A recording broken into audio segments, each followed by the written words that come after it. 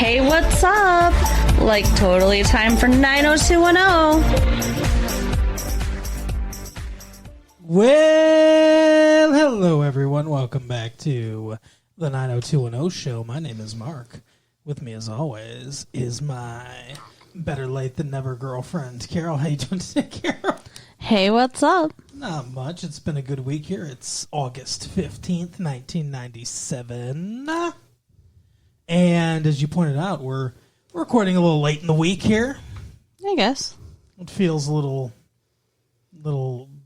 bit since we've done this. I don't know if I remember how to do it. Oh, no. You can't have forgotten that fast. Although he's already asking me if I forgot what we just watched, so, whatever. Well, it's possible.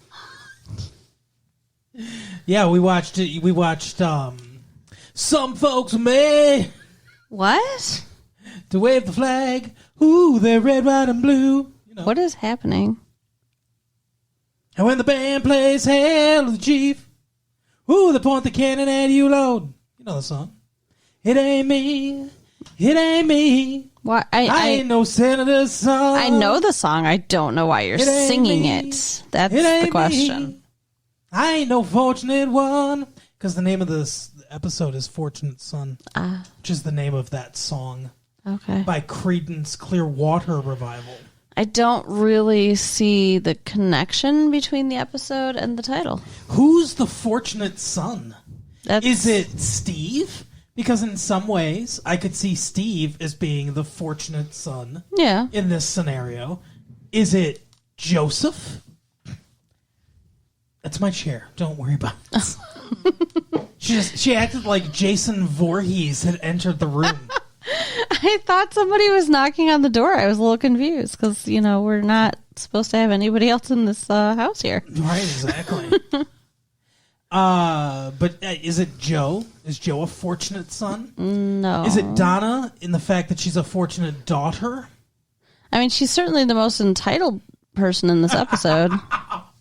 A slur almost came out of your mouth. No. Well, a pejorative term. A swear, I think. No. Or is it the black kid in the episode? Is he a fortunate son? I hope that's not what they meant. Because if they did, then... You got saved by a white lady! Congratulations! Yeah. You won the black person lottery. Saved by a white person. There's a lot of that in this episode. This is very awful. Disturbing. This episode is just awful. Like, whatever writers were involved in the writing of this episode... Did you see the wall of writers? What? Teleplay written by this person, and this person, and this person, and this person. It was like 4 or 5 names. Whenever there's the wall of writers, it's usually a bad sign in TV. Why is that? It just because then it means that someone wrote it and that somebody else was like, I got to punch this up. And then someone else was like, no, I got to change this here. No, I got to change this here. It means the script didn't start out very good. Well, it didn't get better.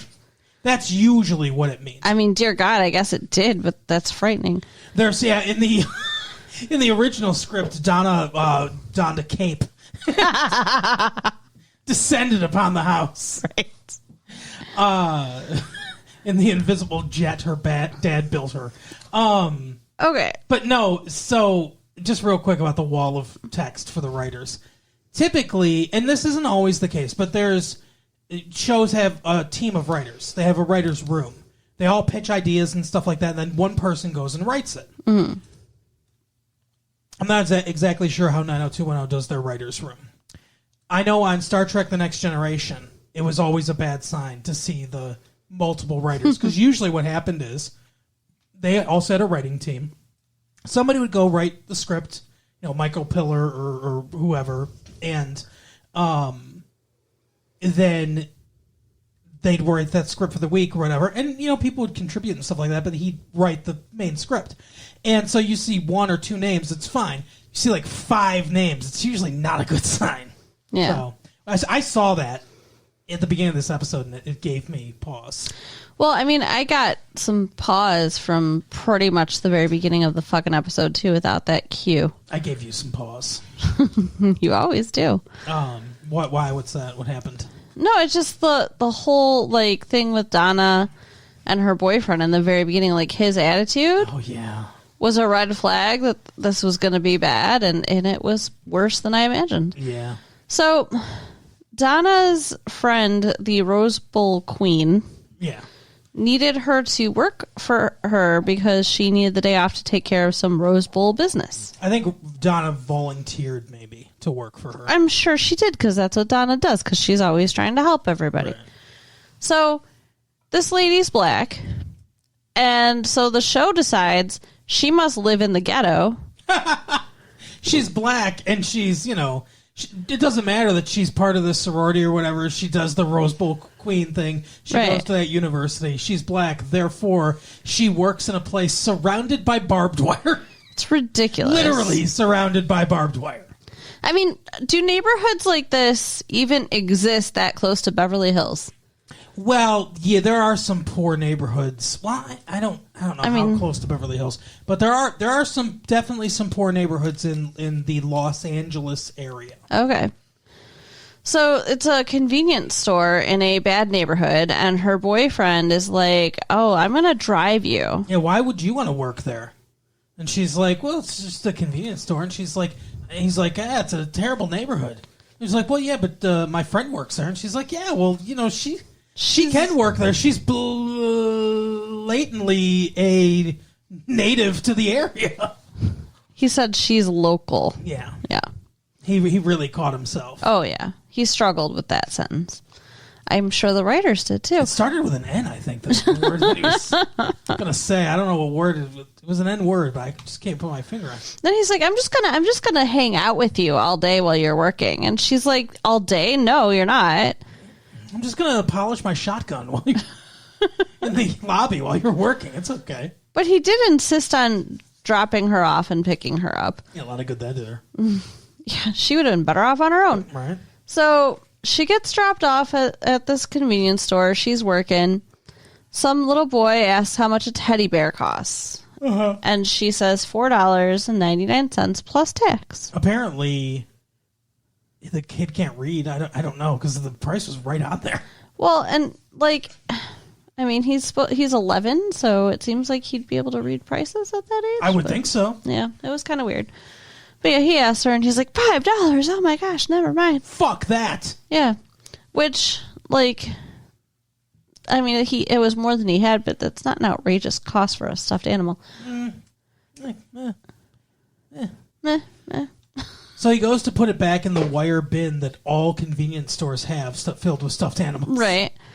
And he decides instead that he's going to steal it because it's for his little brother's birthday. He had said that to her. He made an acting decision moment. Bravo to this young actor who stood there and we saw the decision point on his face. He did a good job.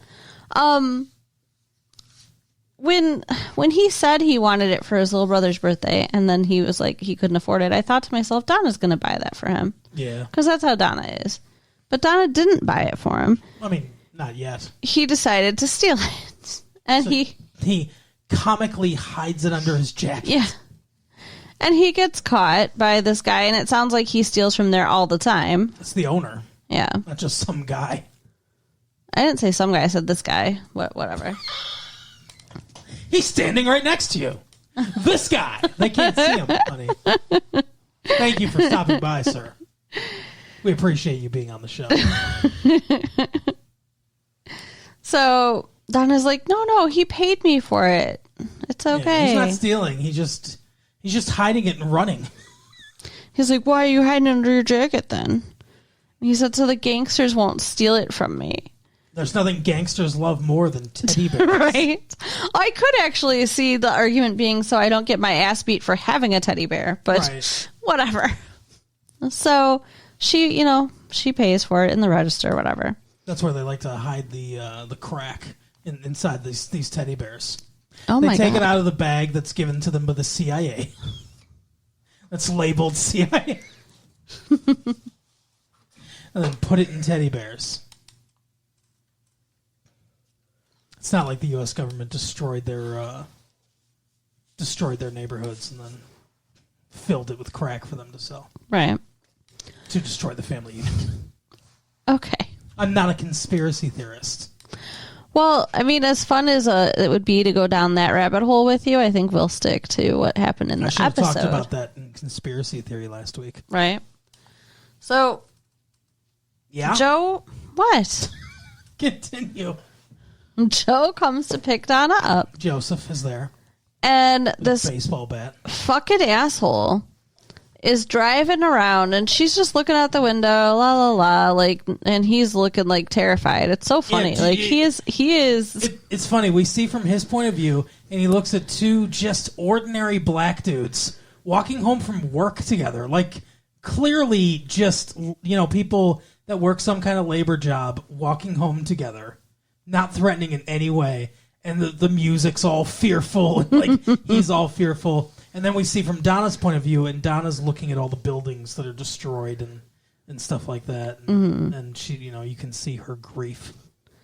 So she's like, I think we're going in circles. We drove by that building before. And he's like, well, I don't know this neighborhood. Stop and ask for directions. So they do. And this guy goes, go down 3 lights and make a... I can understand why he does not want to stop and ask for directions. I don't like to stop and ask for directions in a bad neighborhood either. I mean, I guess. I've been in Detroit before when I've needed gasoline, and there's a gas station that I know that I go to in Detroit, and that gas station's been robbed several times, but when you need gas, you got to go to that gas station. Yeah, and I mean, that would have been one thing, but they weren't by a gas station. They were just driving around in the neighborhood. Yeah, they were in the hood. And he ran out of fucking gas because he's a fucking moron. He's like, oh, I guess I should have stopped for gas before I left wherever. The west side, yeah. He says. The west side! So she's like, we're out of gas? So they have to now get out and walk in the neighborhood that he didn't even want to drive in to try to find a gas station.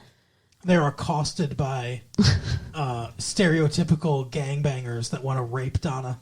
It makes me upset. Like, the choices that they made and how to portray people.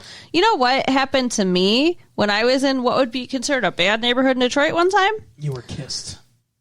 Yeah, but that's not the story I was going to tell. My car got stuck in the snow.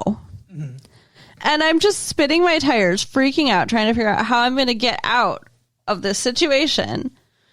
And a guy came out of his house with a snow shovel to help me. And then another guy came out from another house and helped. And they dug me out. Yeah. Because that's the kind of shit that happens too. Not like, oh, we're just going to be like assholes. Well, from my experience, I mean, obviously, in any neighborhood, you can be accosted, right, or whatever.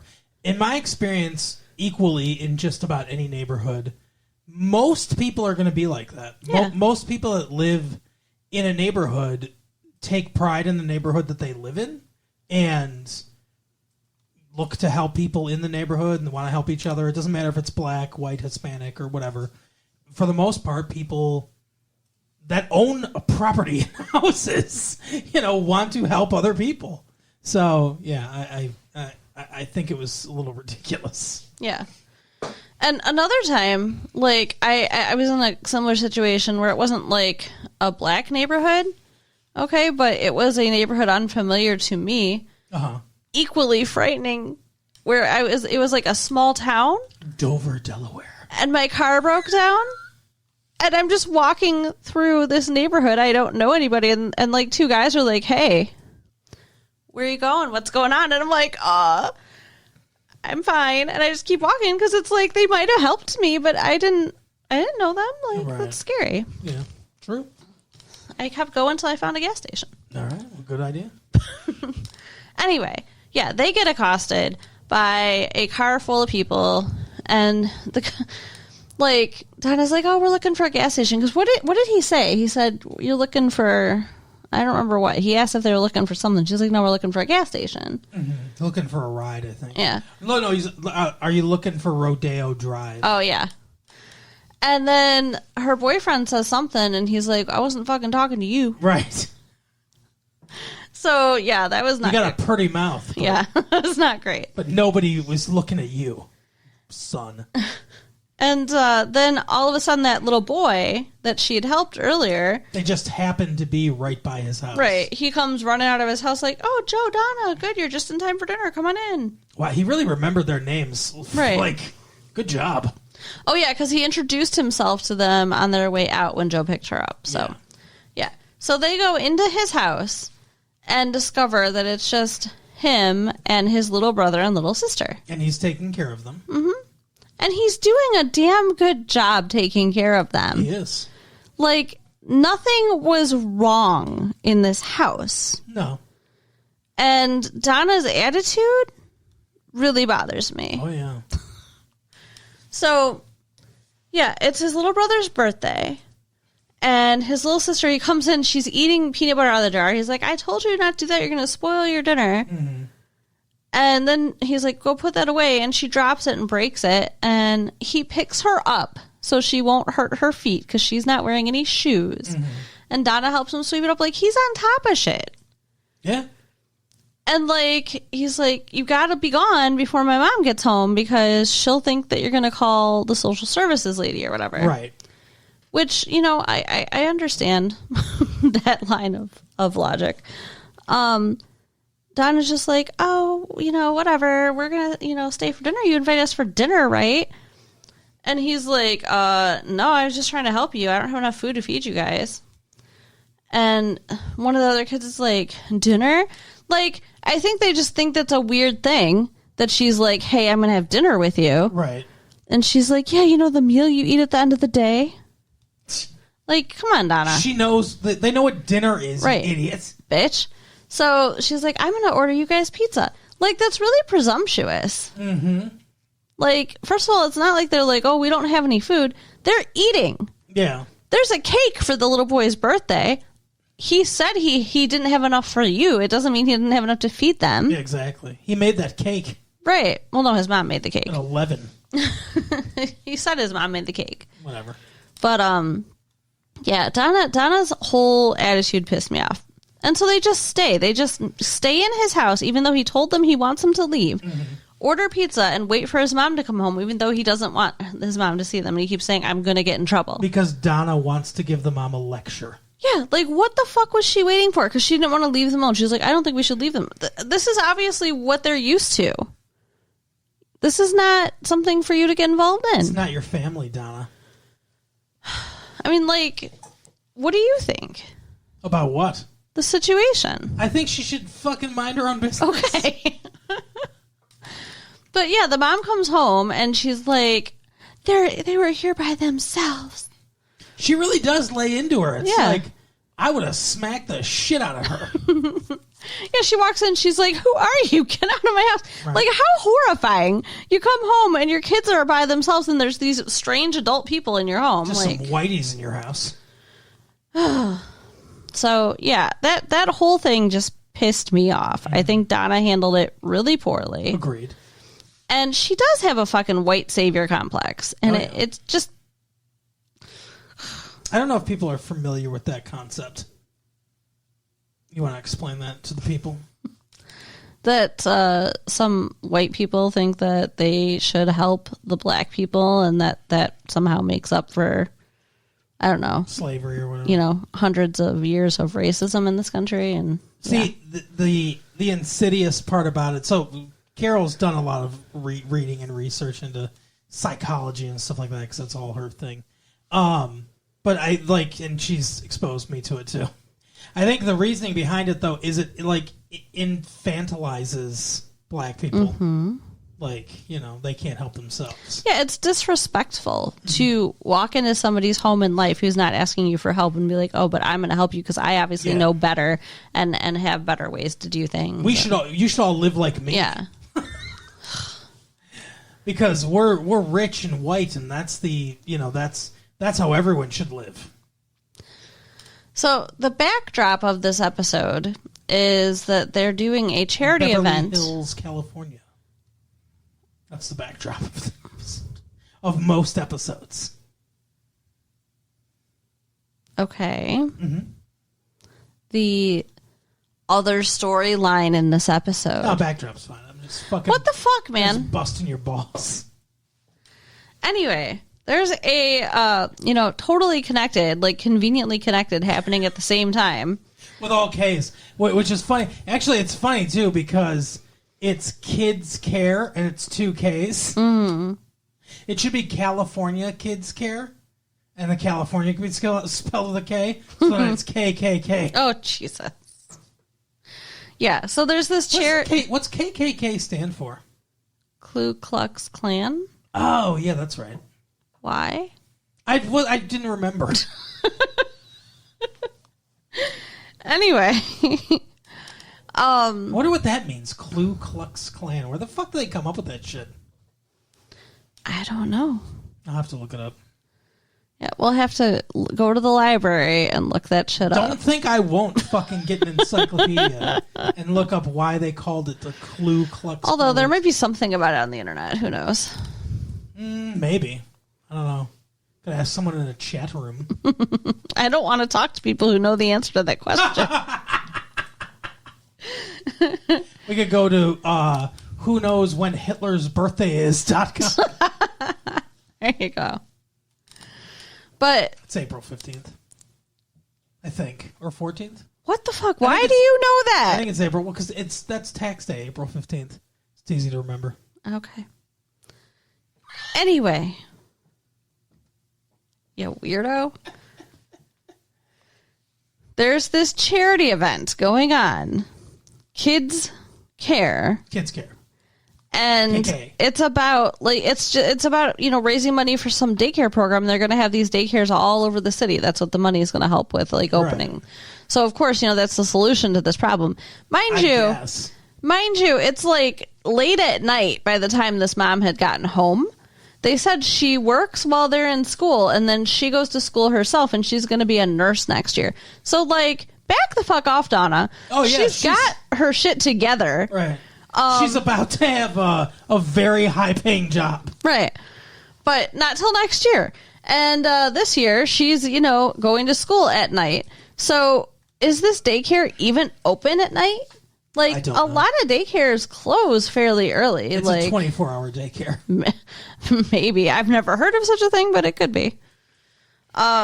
So... yeah, anyways, they're trying to raise money for these daycare centers. So they're doing a casino night and auction. Correct. Oh, my Lord. Another disaster. Yeah. Like, I don't like much about this either. Okay. I mean, I feel like I'm doing all the talking. No, you're doing good. Is there anything like... I'm making jokes.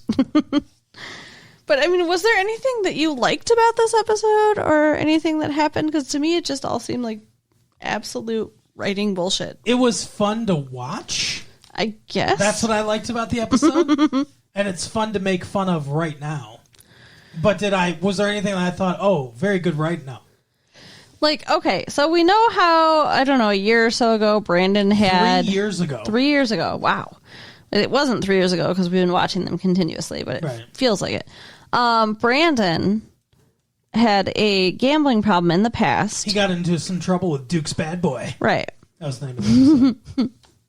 Duke's a little bad boy. And at the beginning, so as Carol pointed out, they're having a charity event, and it's gambling. He's dealing for some reason. I mean, this is before the actual event opens. At the beginning, he's just like kind of fooling around. He's dealing to Claire and Steve, and he's talking. He comes out and talks to Nat at Peach Pit during the day, right? And what's his name? Nat's like, are you going to play? And he's like, yeah. And he's like, you think that's a good idea? You know, you got into some trouble a while ago. And then they have a whole fucking flash, like a minute and a half long bit of that episode that they just put into this episode, right? Of him talking to Duke and Duke's bad boy, and I think whose name is Jason, I believe. For some reason. Know. And so they have that, and at first I thought it was going to be a clip show. I was like, are they just going to show fucking clips? Yeah, it was so out of place. When you said that, though, it's like there was no way that was a clip show. There was too much else going on, but it was so out of place. Yeah, it was weird. They could have left it at the reference. They don't have to, spoon feed us everything. Have faith that your audience watches your show. Right. So, yeah, so Brandon's already got a little bit of an attitude about it because he's like, oh, I'll be fine. That was a long time ago, blah, blah, blah. Like, it doesn't go away. Like, an addiction to gambling? Yeah. Not usually, no.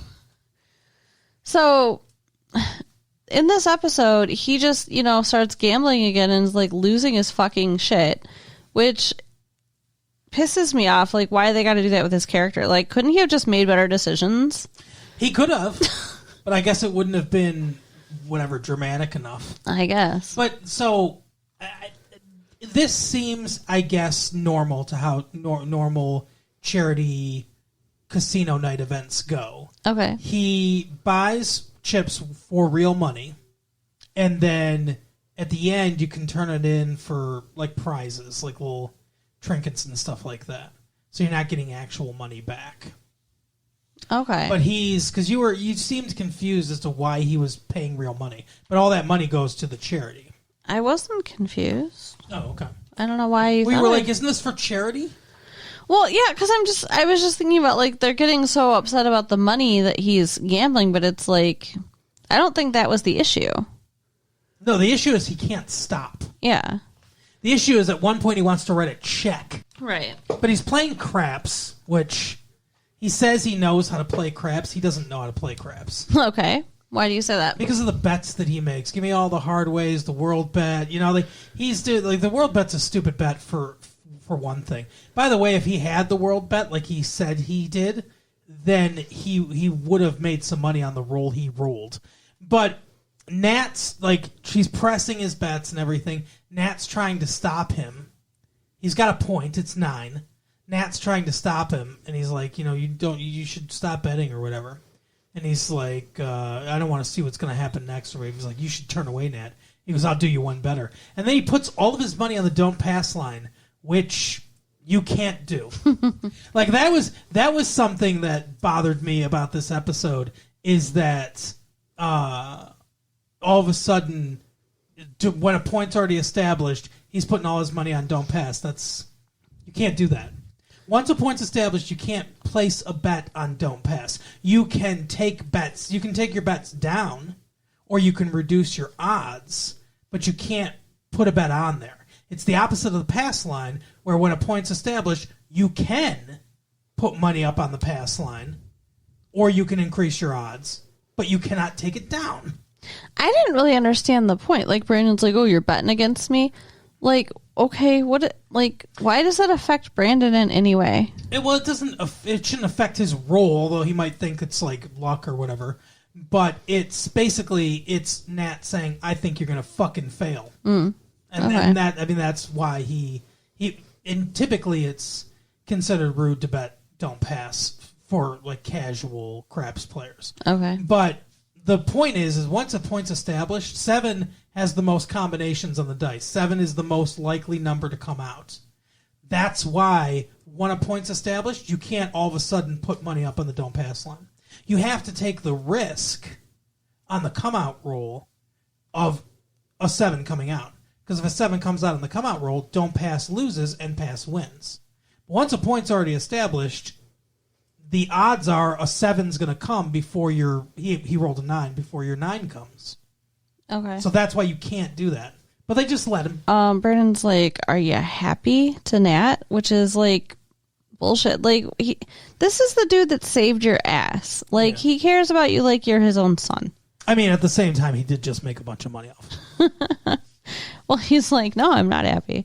But did he make money? No. It's a fucking, like, charity event true. Where they're not actually getting the money anyway. I'm sure he didn't want any prizes either. Yeah. Because who would, Like, Claire had... Stick of gum and ramen noodles. Right. What you can get in a commissary in a prison. Right. Yeah, like, Claire at the end of the night had a whole bucket full of chips. She didn't get anything for it. No. So, whatever. I mean... Steve didn't get anything either. So, and then Brandon's girlfriend got all pissed off. And... Because she saw his horrible gambling problem. Yeah, and she's like, you need to stop, and he wouldn't, and so she, like, walked out on him. You need to know when to back off. Yeah. She's like, you're sweating. What's on there? Yeah, it was weird. The whole thing. You're itching your arms. Right. But yeah, so they had a big fight and she took off. And you mentioned Steve. Steven Sanders. Yeah, Steve and Claire also have some shit going on because Steve's an idiot. He got an internship working with an agent. Yeah, ITMA. What the fuck? ITM. Okay. I don't know what that stands for. International Talent Management. I'm sure the TM is talent management. Okay. Because it's an agency, a talent agency. They represent stars or people who want to be stars. Right. So this is some kind of coveted internship, even though it's not a paying internship. And his father golfs with the head of the talent agency. Yeah. So he was able to get him in. And Steve wants to get in with his boss, apparently. Yeah, in front of Claire, he says, "Oh, you should see the lady they have me working for." What she lacks in personality and smarts, she makes up for in looks. Who says that? Only a sexist pig. And only an idiot in front of his girlfriend. Right. His smoking hot girlfriend, by the way. Yeah, Claire's way better looking than that girl. Yeah. So, which is commented on later in the episode. Yeah. So, first day on the job working for this lady. But Claire gives him a look when he says that. He does not even notice. No, because he's an idiot and he's self-absorbed. But first day on the job working for this lady, she asks if he can be permanently assigned to her because he's, chummy with the boss and she wants to use him to get in good with the boss. Yeah. Well, at first, she's yelling at him. Yeah. She, doesn't like him at all, but as soon as she sees that, then she's like, oh. And then she's all nice to him. Exactly.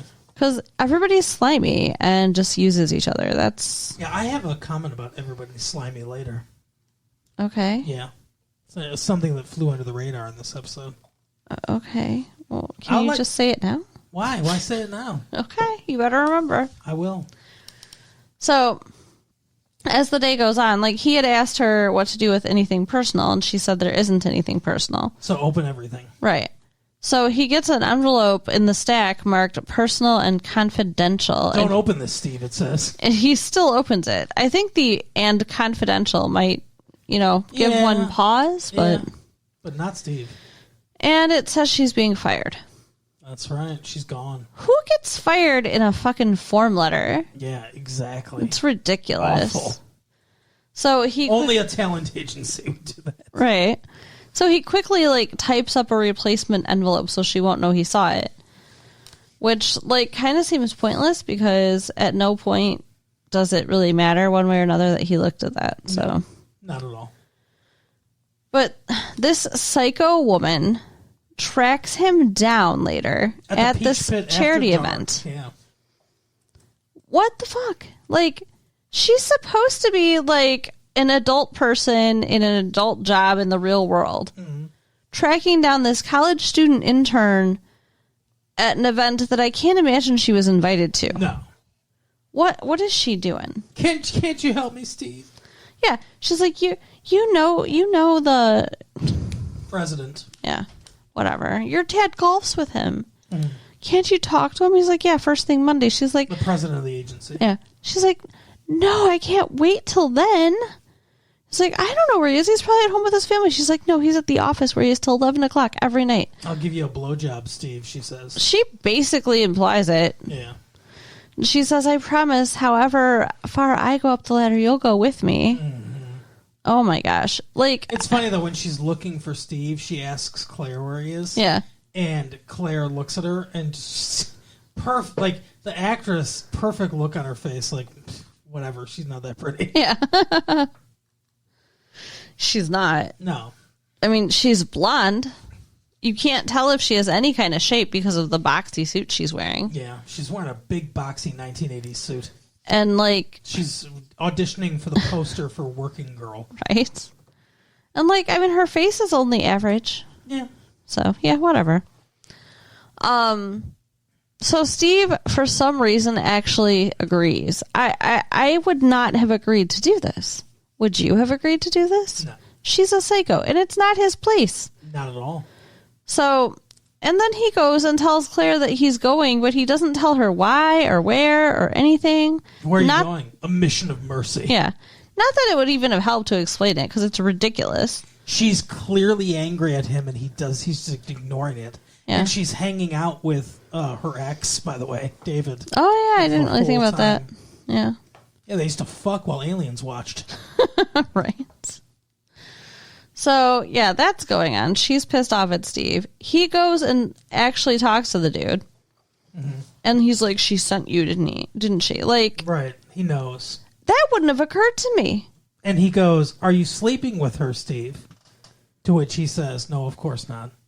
And he replies, this is the part I was going to talk about. The president of the agency replies, yeah, I'm not either. Maybe if I was, she'd still have her job. Yeah, that's awful. What the fuck? What a thing to admit, yeah. I thought where this was going to go is he was going to say, yeah, she didn't want my cock, so I had to fire her. Mm. That's not where it goes. But once he said that, I was like, what the fuck? Right. What a slimy ass thing to say. What he does say is that she's very good creatively, artistically, but she has no business sense, and she's driving away clients. And he's like, the first two rules are it's not personal. And what's the second rule? That didn't even make sense to me. But it's so important. They're the first two rules. Oh, okay. I gotcha. That's the implication. I gotcha.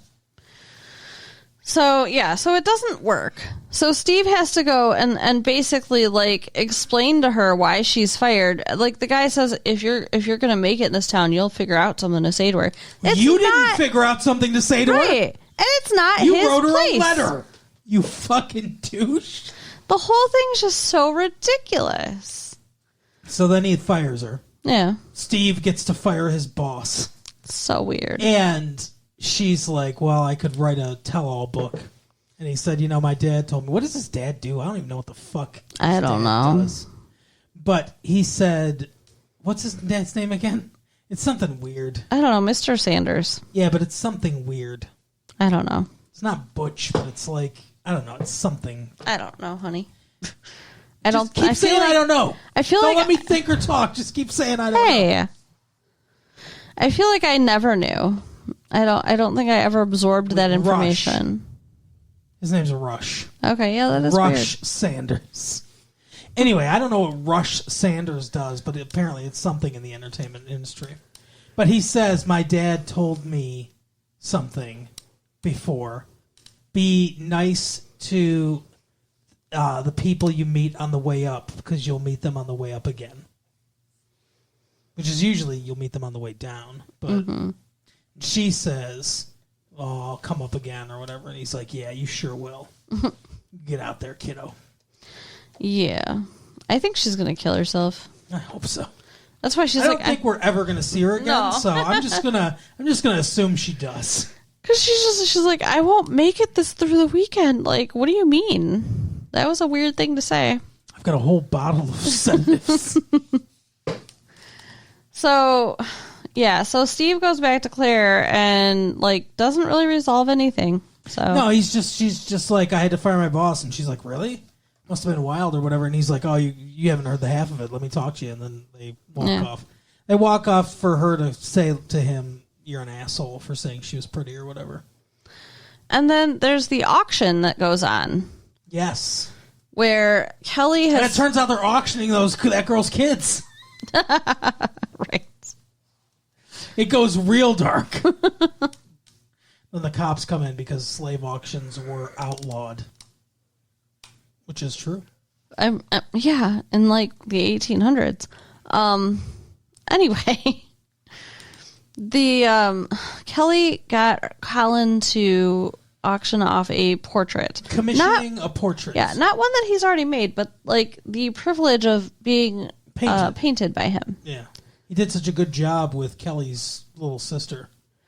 Such a weird thing, but whatever. And she bids like $300 or whatever. And so, or $350, I think. And so Kelly's going to win. And she's like, oh, I'll get to be your whatever. And Muse. Then all of a sudden Valerie starts bidding. Valerie comes out of nowhere. Like, I don't like her anymore. Not like I ever really did. But no, like, you've never liked her. She was kind of growing on me for like, I don't know, a second. And she's done now. The way that she handles this is fucking weird. I think she's full of bullshit, okay? All right. But yeah, so she outbids her, and she pays $600 to get this portrait. And David's pissed, too. Mm-hmm. Like, Kelly is pissed, David's pissed. And she says to Kelly, she's like, hey, if it was important to you, you would have outbid me. I guess it wasn't. Yeah. Like, what the fuck? That was a bitchy-ass thing to say. Right. So then David's all like, oh, you spend a lot, you're going to spend a lot of time with Colin. You paid for it or whatever. Yeah. She's like, you think that's what I did this for? You silly man. He's like, well, you outbid Kelly and you overpaid, so what am I supposed to think? And then she, apparently, we find out later, tells David that this is his Christmas present. Yeah. A picture of her, by the way. Great Christmas present. Right. And then she goes to Kelly late enough at night, that Claire and Donna are supposed to be in bed so that she can tell her that. What? And then Kelly's like, I guess I owe you an apology. You do? Really? No, because it's bullshit. Don't you think it's bullshit? I don't know if she's supposed to be lying, like she just came up with it on the spot or whatever. She does look at them when they're kissing earlier. Yeah. But it's dumb. I mean, I guess it answers the age-old question, what do you get the man with everything? Something stupid. Something stupid he's not going to want. Yeah, so I don't know. I think that she's going to try to sleep with Colin. I hope so. Or it's going to be like a nude portrait or something. Something shady. Nude, Colin. I'm trying to think what else. Like, Brandon talks to Nat again at the end of the episode. And, sure. They kind of like make up and he's like, you better not do that again. You're going to lose something important. And he's like, I think I already did because his girlfriend walked off on him. Nat looks like, I still love you, Brandon. Like, you thought it was him?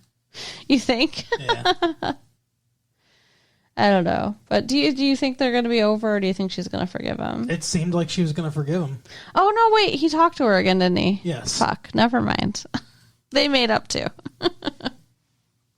So there's no real consequences except that he learned now that he is definitely a gambling addict and hopefully he'll remember it for at least another 3 years. Yeah. And he also got drunk and drove his car one time. So he's got a lot of problems. Yeah, he should just stay away from things you can get addicted to. Yeah, exactly. Like Valerie. So I think that was it as far as the stories. Yes?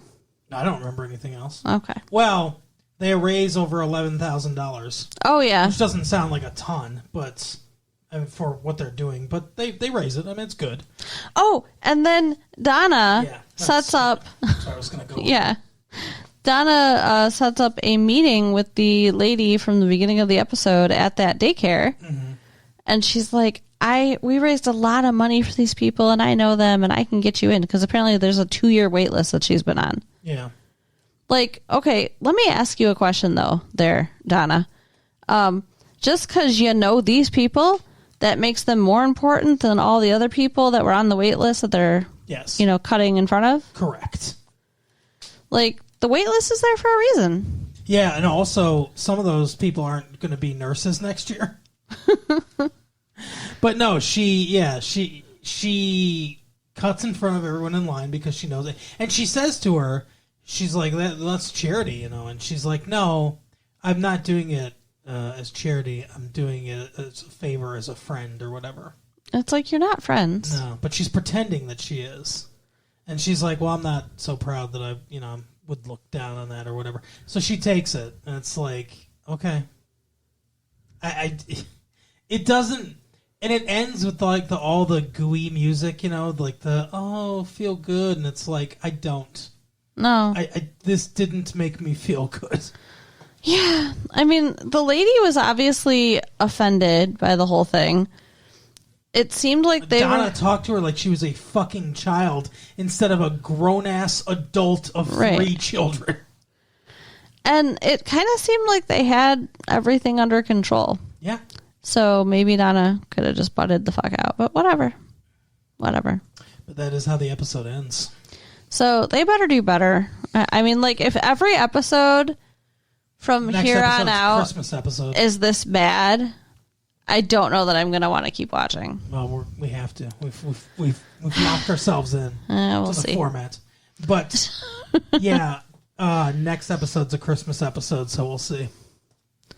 It might be better than the one where an angel literally appears. Maybe. Or maybe it'll be just as... What a weird fucking universe they built. Aliens exist in the 90210 universe, as do angels. Aliens and angels. But that is the episode for the week, Carol. So why don't you fucking finish this? Okay, so write us latefee1994 at AOL.com. Mm-hmm. Check out our website at www.retrolatefee.com. Yes. And tell your friends. All right, we'll see you next time. Bye. Bye.